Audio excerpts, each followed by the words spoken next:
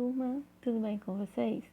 Eu sou a professora Carla, nós estaremos juntos aí, né, na disciplina de Nutrição e Dietética, uma disciplina curta, apenas 6 dias, muitos conteúdos aí relevantes, né, para a nossa prática enquanto técnicos de enfermagem, enquanto componentes, né, da equipe de enfermagem, tá bom?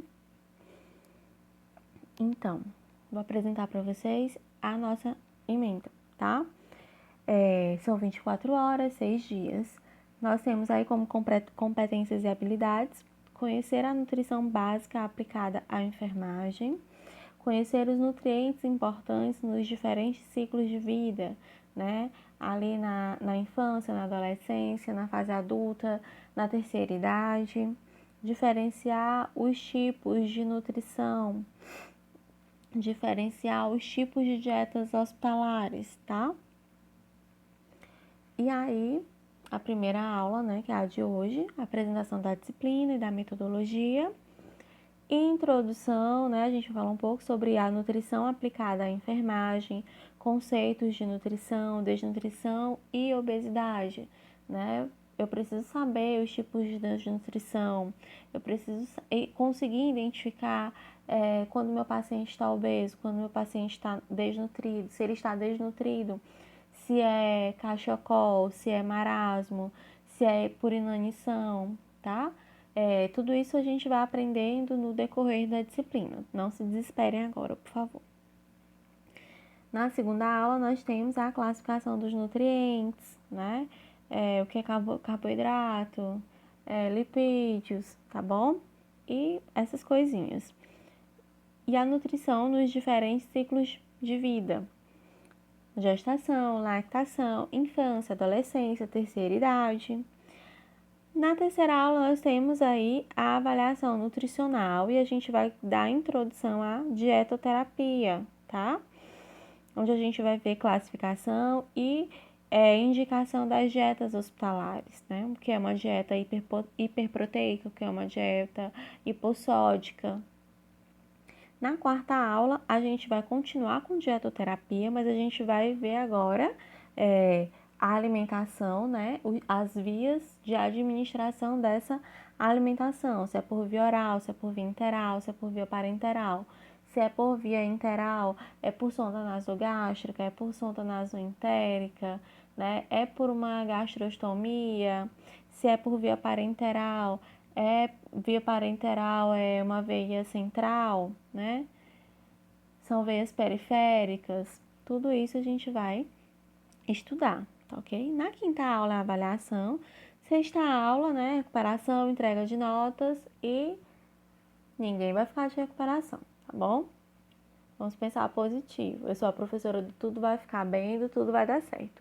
Né? Os meus alunos me conhecem por essas frases. Então, no ambiente virtual, nós vamos continuar mantendo, né, os meus bordões. Vai ficar tudo bem e tudo vai dar certo. Então, vamos começar, né, falando um pouco sobre o que é nutrição, sobre as áreas de atuação da nutrição, sobre por que nós estudamos nutrição, tá? Então, as áreas de atuação, alimentação coletiva, nutrição clínica, saúde coletiva, docência, pesquisa, indústria de alimentos, nutrição em esportes, marketing na área de alimentação e nutrição. E aí é o que o profissional, né, da nutrição, são as áreas que ele atua. E nós vamos pegar um pouquinho dessas áreas, né, e trazer para a nossa atuação enquanto técnicos de enfermagem, tá? E aí vocês devem estar se perguntando, por que que eu, né, técnico em enfermagem, preciso estudar nutrição? Por que que eu preciso saber dessas coisas? Então, somos nós que administramos a medicação, a dieta do nosso paciente. Quando o médico prescreve a dieta, né, somos nós que ligamos lá para o serviço de nutrição e dietética do hospital e falamos para ele, olha, o paciente foi admitido aqui, o senhor Antônio, 68 anos, hipertenso, E a dieta prescrita é dieta hipossódica e hipocalórica, né? Com pouco sal, com poucas calorias, tá? É basicamente por isso que nós precisamos estudar nutrição e dietética. Só foi um exemplo. E aqui nós temos vários outros exemplos, né? Reconhecer o estado nutricional é adequado, né? Reconhecer aí o que é um estado nutricional dentro dos parâmetros normais, né? Diferenciar grupos alimentares, saber o que é um carboidrato, proteína, lipídio, mineral, o que são fibras, fontes de fibras, né? Compreender como os nutrientes são utilizados pelo organismo, né? Como que ocorre a absorção desses nutrientes, a utilização deles no nosso organismo, né? Nós sabemos que esses nutrientes, eles são necessários para o nosso crescimento, o desenvolvimento do nosso corpo, para a manutenção da nossa vida. Então como que o nosso organismo utiliza, né, os alimentos que nós ingerimos, retira dele os nutrientes para manter o nosso corpo. Entender a importância de uma dieta para cada ciclo de vida. E aí eu falei para vocês lá atrás que a gente estuda aí uma alimentação, né, balanceada, equilibrada para gestante, para criança, para adolescente, para adulto, né, para terceira idade. Identificar tipos de dietas que estão relacionados a clínicas, assim como as suas vias de administração e patologias. É o que eu falei para vocês, a dietoterapia, né? O médico prescreve a dieta e nós temos que conhecer os tipos de dieta, né? Para saber quais os benefícios dessa dieta para o nosso paciente, tá bom? Aplicar cuidados de enfermagem na administração de nutrição enteral e parenteral. Eu preciso entender de nutrição para saber que eu preciso lavar uma sonda, né, de alimentação, antes e depois de fazer a introdução ali, a administração do alimento, tá? E aí eu posso, para lavar essa sonda, eu vou precisar de quantos ml? Tá, eu vou lavar essa sonda com o quê? Com água potável? Com água destilada? Quanto que eu vou usar uma solução bicarbonada? Quanto que eu vou usar enzimas pancreáticas para lavar ali a sonda do meu paciente? Tá? Então, é por isso que nós precisamos conhecer a nutrição, nós precisamos compreender dentro da nutrição os grupos alimentares, tá certo? Então, a palavra nutrição define-se como a ação ou efeito de nutrir, de alimentar, né? Fornecer nutrientes que o organismo precisa para se desenvolver, para crescer, para manter a vida, né? Esse verbo nutrir significa aumentar as substâncias do corpo animal ou vegetal através do alimento, que é o que eu acabei de falar para vocês, né? Fornecer ali, através da alimentação, todos os nutrientes que o nosso corpo precisa para desenvolver ali as nossas atividades diárias, né? Para a gente crescer e para manter a nossa própria vida, tá? A nutrição, ela é a ciência que vai estudar os alimentos, vai estudar os nutrientes que contém em cada alimento, tá? A ação desses nutrientes, a interação, o balanço em relação à saúde e à doença, né? Até quando o alimento, o consumo, né, do alimento ele é saudável, até quando que ele começa a ser prejudicial, os hábitos alimentares, até quando eles são saudáveis, quando eles começam a se tornar ali prejudiciais ao ser humano, né? Que no futuro, se for prejudicial, ele vai acabar sendo nosso paciente, né?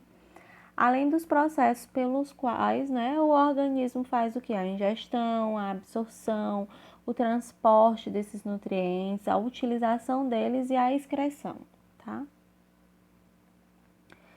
Então, a nutrição, né, é o processo através do organismo, né, que recebe ali os nossos alimentos, processa e recebe os alimentos, retira tudo ali que é necessário, né, para manter a nossa vida. Nutrir significa basicamente isso: ingerir alimentos, retirar todos os nutrientes que nós precisamos, né, para a manutenção da nossa vida e eliminar aquilo que a gente não vai usar.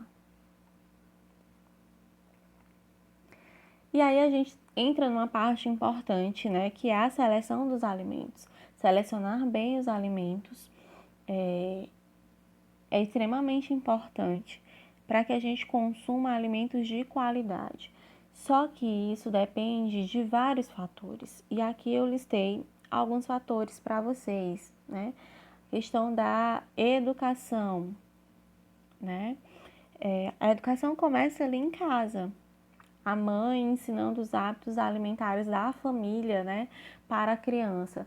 Se a criança é ensinada a comer pipoca, a comer biscoito recheado, muito chocolate, suco de caixinhas, né, tudo com muito conservante, é claro que quando ela for ao supermercado, mesmo na vida adulta, né, se ela não tiver uma mudança aí nos padrões alimentares dela, ela vai continuar se alimentando como ela foi ensinada pela mãe, tá? Eu tenho um exemplo clássico dentro de casa. Eu tenho um filho de 4 anos e ele é intolerante à lactose. Então, ele não come nada que tenha leite, né? E aí, na escola, sempre que oferecem bolo ou que oferecem até tipo danoninho, o colega leva um danoninho e aí o colega pega e vai dar para ele logo diz assim, não posso. Porque aqui em casa eu sempre falo para ele, se você comer danoninho, se você comer esse bolo aqui, ó, que não é o que a mamãe faz para você, você vai ficar dodói, né? E aí a médica dele já até falou pra gente que a gente pode começar a introduzir alimentos com leite, porque nos últimos exames já deu ali uma redução, né? E provavelmente ele não é mais alérgico à lactose. Desculpem, à lactose. Mas pense numa dificuldade para fazer essa criança comer um bolo que vem da rua. Danoninho eu já comprei, quem disse que ele quer? Quer não.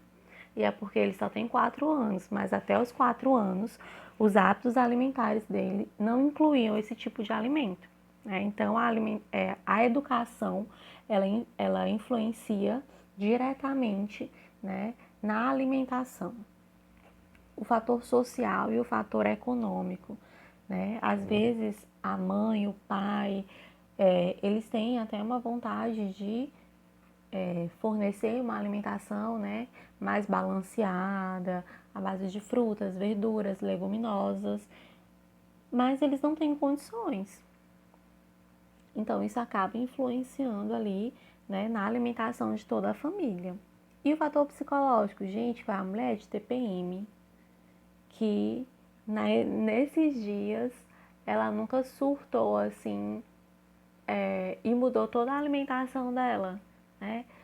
Tudo à base de muito doce, de muita massa. São fatores o quê? Psicológicos, né? TPM, estresse, ansiedade. Inclusive, o estresse e a ansiedade, eles tendem até a ajudar, né, para que a pessoa desenvolva compulsão alimentar, né? Tudo começa ali nas crises, né, de estresse e ansiedade. E aí o estresse ou a ansiedade, né, passam e a pessoa continua ali em compulsão alimentar, comendo tudo que vê pela frente. Isso vai desencadear, né, uma obesidade no futuro. Então são fatores aí que influenciam diretamente, né, na seleção dos alimentos que nós consumimos. A alimentação variada refere-se à seleção de alimentos que é complexa e influenciada por vários fatores. E aí eu pergunto a vocês: Vocês acham que a mídia, ela tem influência na seleção desses alimentos? A religião, ela influencia ou não no consumo de determinados alimentos? Aqui também são fatores, né, que influenciam na escolha dos alimentos que nós ingerimos, né? Primeiro, a disponibilidade ali dos alimentos, né? Às vezes você mora num local que não tem todas as verduras, não tem todas as frutas ali disponíveis, então você compra, né, e ingere o que tem, se alimenta do que tem. Hábitos e preferências alimentares, condições orgânicas desse alimento. Hoje tá em alta aí, né? Alimentos orgânicos. Geralmente são os mais caros, mas dizem também que são os mais saudáveis. E aí as perguntinhas que eu fiz ainda agora para vocês, a gente vai discutir aqui agora, né? Alimentação, a gente já viu que a seleção de alimentos, né, é influenciada por diversos fatores. Aí existem condições de plantar os alimentos. Existem pessoas, né, que cultivam os próprios alimentos que elas consomem. Essas eu considero assim privilegiadas. Elas mesmas plantam e consomem, né, aquilo que tem no quintal. O preço dos alimentos e o preço dos alimentos, eles variam bastante de acordo com a época, né, a época do ano, vamos dizer assim, né? Por exemplo, nós temos épocas para caju, para manga. E aí, quando é a época dessas frutas, elas estão bem mais acessíveis, né? Bem mais em conta. Quando passa aquela época ali, é muito caro, fica muito caro. Eu vou dar um exemplo para vocês. Eu peço para vocês não sorrirem de mim, tá? Então, eu não sei se vocês conhecem, mas eu gosto muito de um negocinho chamado piqui, né? E de onde eu venho, tem muito.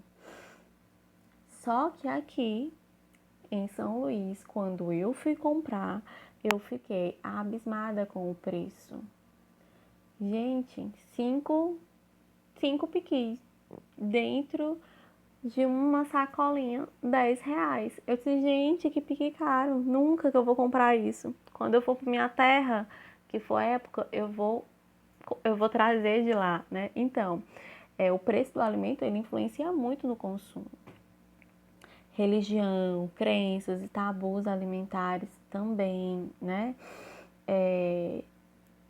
Tem alguns tipos de religião que a pessoa não come carne de porco, que a pessoa não, ela tem um tipo de peixe que ela come, né? Elas preferem trocar a carne pela proteína da soja, o café pela cevada. Então, as crenças religiosas, elas também influenciam, né, na escolha, na seleção desses alimentos. Propaganda, a mídia. A mídia está aí todo dia influenciando, né, a seleção dos nossos alimentos. Eu lembro que há pouco tempo atrás aí, quando nós ainda podíamos sair de casa, né, um sobrinho meu veio do interior e aí ele pegou e falou pra mim assim, tia, eu quero ir no shopping porque eu quero comprar. Aí ele falou o nome do sanduíche e aonde ele queria comprar. Aí eu perguntei pra ele, né, fulano, onde foi que tu viu isso? Ele disse, passa toda hora na Nick, que é um canal, né, só pra criança aí. Passa toda hora na Nick a propaganda. É desses fast food aí, famoso, tipo McDonald's, né? Bob's. E ele falou o nome, falou onde queria, para vocês verem assim o poder, né? Lá no interior, de onde nós somos, não tem essas coisas. E ele veio pra cá e ele veio, né? Obstinado. Ele disse: eu vou comer um sanduíche X lá no fast food X. E nós fomos, levei ele, E desde esse tempo eu fiquei pensando, né, na influência que a mídia tem com relação, né, à propaganda, o marketing e a propaganda, a influência que ela tem na seleção da nossa alimentação. Informações dadas por profissionais, né? A gente muda ali os nossos hábitos alimentares à medida que a gente vai no nutricionista, no nutrólogo, que ele diz pra gente, né, trocar alguns alimentos, fazer substituições, por exemplo, do arroz branco para o arroz integral. Então, com as orientações do profissional, a gente também muda aí a seleção dos nossos alimentos. Uma boa nutrição significa prevenção de doenças crônicas, uma vida saudável e qualidade de vida, né? Uma boa alimentação você está prevenindo aí contra a hipertensão arterial, contra diabetes mellitus, contra a obesidade, contra todo tipo de doenças cardiovasculares, tá? Muitos problemas de saúde podem ser evitados, né, através de uma alimentação saudável que siga aí as proporções adequadas de cada alimento. E aí a gente tem a obesidade, que a obesidade é uma doença crônica, né, que traz prejuízos para a saúde do indivíduo. A obesidade é o excesso de gordura corporal. A obesidade aí é um grande fator de risco para doenças cardiovasculares, como por exemplo, infarto agudo do miocárdio. A obesidade coincide com o aumento de peso. Mas aí eu chamo a atenção de vocês, nem todo aumento de peso está relacionado à obesidade, tá? Existem aumentos de peso, pessoas que são pesadas, né? Mas é massa muscular, e essa massa muscular é uma massa muscular magra, né? Não tem tecido adiposo, ou seja, não tem gordura. Geralmente são aqueles fisiculturistas, aqueles lutadores de MMA, né? São exemplos aí de pessoas que têm o quê? Que eles têm peso, mas não têm gordura, tá bom? A desnutrição, por sua vez, né? É a perda de peso, tá certo? Pode ser definida como uma condição clínica decorrente de uma deficiência ou excesso, né, relativo ou absoluto de um ou mais nutrientes essenciais, tá? A desnutrição, eu já falei para vocês, é o emagrecimento, né, por falta aí de uma nutrição adequada, né, uma carência alimentar. Essa carência alimentar pode ser de apenas um grupo da cadeia, como, por exemplo, apenas de proteínas, pode ser apenas de carboidratos, tá? Mas aí, ou pode ser, né, de todos os grupos alimentares. É muito comum nas famílias, né, de baixa renda. As causas da desnutrição. A desnutrição pode apresentar caráter primário ou caráter secundário, vai depender da causa, né, que promoveu. Quando eu falo que a desnutrição tem caráter primário, eu estou me referindo a uma alimentação inadequada. Quando eu falo que a alimentação tem um caráter secundário, eu estou me referindo à má absorção dos nutrientes que essa pessoa consome. Às vezes essa pessoa ela se alimenta bem, mas o organismo dela não, ele não absorve os nutrientes, tá? Daquela alimentação que ela ingeriu. E geralmente um exemplo é em casos de verminoses, tá? A mãe ela provê ali todos os alimentos necessários para a criança, né, para o crescimento, para o desenvolvimento dela. Só que a criança é magra o tempo todo. E aí, quando chega lá na unidade básica de saúde, eu peço logo um exame parasitológico de fezes, para saber qual é a verminose que está ali consumindo, né, os nutrientes da alimentação daquela criança. Então, quando eu falo em caráter secundário para a desnutrição, eu falo aí da má absorção desses nutrientes, não é de uma alimentação inadequada, tá? É porque os alimentos que ela está ingerindo não estão sendo absorvidos em sua totalidade. E geralmente isso está associado a alguma doença, tá? Quando a desnutrição é de caráter secundário, a má absorção dos alimentos se dá por causa de alguma doença. E aí, né, nós temos os fatores envolvidos na desnutrição hospitalar. O nosso paciente pode ter uma doença de base, pode ser um paciente oncológico, né, um paciente com câncer. E aí esse paciente encontra-se em câncer em fase terminal, o organismo dele já não absorve, né, os nutrientes necessários ali para a manutenção, por exemplo, né, da massa muscular. E é um paciente que fica o quê? Desnutrido. Anorexia, né? Devido ao uso de medicamentos e também por causa da doença de base. E terapia nutricional ineficiente. Lá no hospital, às vezes o médico e a equipe da nutrição avaliam, né, o paciente errado e colocam uma dieta hipoproteica, sendo que esse paciente precisa de uma dieta hiperproteica, né? E quando eu falo em hipo, gente, eu falo em diminuição, tá? Em redução. Por exemplo, hipoproteica. A dieta desse paciente é pobre em proteínas. Quando eu falo em hiperproteicas, a dieta desse paciente é riquíssima em proteínas, tá bom? Aí a gente tem um erro comumente, né? Um erro que comumente acontece. O paciente chega e na admissão, nós, da equipe de enfermagem, não verificamos nem o peso nem a altura dele, tá?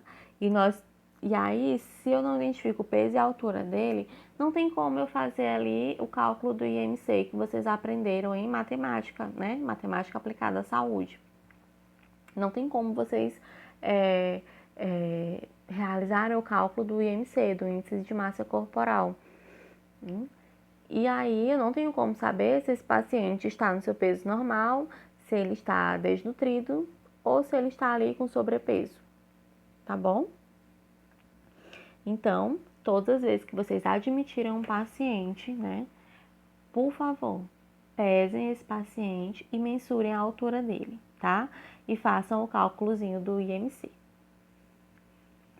A não observação de ingestão alimentar por parte dos pacientes. Às vezes é um paciente que ele está fazendo a ingestão, né, dos alimentos por via oral, sem ajuda de sonda, né, nem nada. Mas aí é um paciente que ele te engana. Ele diz que come, mas ele não come direito, né? Ou ele não come a quantidade necessária para o corpo dele absorver a quantidade de nutrientes que esse corpo precisa. E aí é um paciente que lá no ambiente hospitalar ele começa a ficar desnutrido. Intervenções cirúrgicas em pacientes que já estão desnutridos sem reposição nutricional. Uso prolongado de soros, né, por via endovenosa, ali relacionar ao lado ali de dieta zero, né? Paciente dieta zero. Dieta zero, esse paciente não consome nada. Só soro. Ele fica só no soro, tá bom? A ausência de terapia nutricional em estados hipermetabólicos, tá? Hipermetabólicos é quando o paciente, o organismo do paciente, ele sintetiza, ele processa, ele absorve, ele utiliza esses nutrientes muito rápidos, né? E aí a equipe de nutrição e a equipe de enfermagem precisa estar atento, né, para esse tipo de estado, né, do paciente, de hipermetabolismo. E retardo no início da terapia nutricional, por exemplo. Às vezes, um paciente que ele tá ali 2, 3 dias sem se alimentar direito. Você percebe que ele quase nem toca na comida. E aí você não fala nada, nem para enfermeira, nem para o médico, plantonista, né? E aí esse paciente, ele começa a ficar o quê? Desnutrido. Quando o seu coleguinha vai ficar com esse paciente, ele percebe que o paciente está desnutrido, então ele já avisa todo mundo disso, e o médico, né, juntamente com a nutrição, vão avaliar e vão prescrever, né, uma dietoterapia para esse paciente, tá bom? Mas aí você, né, durante 4 ou 5 dias não disse que esse paciente estava emagrecendo, que esse paciente não tocava na comida. 5 dias depois, o paciente, que a depender do quadro clínico dele, já pode estar numa fase aí de desnutrição, né? Não infusão de dietas pela equipe de enfermagem. Às vezes você está tão ocupado, a dieta não chega no horário e você, quando a dieta chega, você está dando um banho no leito, você está fazendo um curativo, você está coletando material para fazer exame, você está administrando medicamento, você está admitindo o paciente, que você esquece de administrar a dietoterapia da senhora Maria José, né? E aí você esquece, a paciente não faz a ingesta, né, dos nutrientes adequados e ela vai o quê? Desnutrindo. Reduzida consciência das equipes de saúde quanto à importância do estado nutricional do paciente para a recuperação da saúde. Isso é muito sério, gente. Às vezes, aqui no Brasil, nós não temos camas que possuem balanças, né? Então, a gente tem que ir muito no olhômetro, né? Uma pessoa desnutrida, ela é uma pessoa que aparentemente dá para você ver as proeminências ósseas dela, né? Dá para você perceber que a pele tá seca, o cabelo tá seco, tá caindo com facilidade, tá bom? E aí às vezes a gente não se atenta para esses sinais de desnutrição. E aí o nosso paciente vai só piorando. Falta de informações registradas em prontuário no ato da internação, como, que eu já falei para vocês e vou puxar a atenção de vocês de novo para isso, para peso e altura, né? Registrou peso e altura, perguntar para o paciente qual era o peso anterior dele, ele vai dizer, né? Por exemplo, o paciente pesava 72 quilos, hoje o paciente está pesando 64 quilos, é um paciente que ele está o quê? Numa perda de peso, tá? Qual a doença do paciente? A doença também, o estado clínico do paciente, a patologia do paciente, ela também influencia na perda de peso, tá? Anotem no prontuário tudo que vocês realizarem no paciente, no momento da admissão, verificar sinais vitais, todos os sinais vitais, pesar o paciente, verificar a altura do paciente, né? Fazer questionamentos quanto ao peso anterior desse paciente, se ele tem alguma doença crônica, tá bom? Uma alimentação saudável influencia na nossa aparência, influencia nas nossas emoções, tá? Na prevenção de algumas doenças e no tratamento de outras doenças, como por exemplo, doenças como diabetes mellitus, né? Colesterol alterado, obesidade, hipertensão. Sabemos que pacientes que possuem hipertensão arterial são pacientes que precisam consumir ali uma dieta pobre em sódio, né, em sal, uma dieta rica em fibras, em frutas, né, em leguminosas, em verduras. Pacientes com diabetes precisam evitar o consumo de açúcares, de alimentos, né, carboidratos, todo carboidrato, depois de metabolizado, ele se transforma em açúcar no organismo, então tem que reduzir o consumo ali de arroz branco, de pão, né, de massas e substituir principalmente por alimentos integrais. Então, uma alimentação saudável, ela vai refletir significativamente, positivamente na nossa saúde. A correta combinação dos alimentos fornecerá os nutrientes que são necessários ao nosso desenvolvimento, à manutenção da nossa saúde em todos os ciclos da nossa vida, desde a infância até o nosso envelhecimento. Por isso que é importante que consumamos frutas, verduras, cereais integrais, óleos vegetais, leguminosas, leites e seus derivados, ovos e carnes magras são saudáveis, né? Valorizar os alimentos mais naturais e aqueles menos processados, né? Priorizar alimentos orgânicos ao invés dos alimentos que são cultivados ali com excesso de agrotóxicos e prepará-los em condições propícias de higiene. E nunca se falou tanto em higiene como agora, né?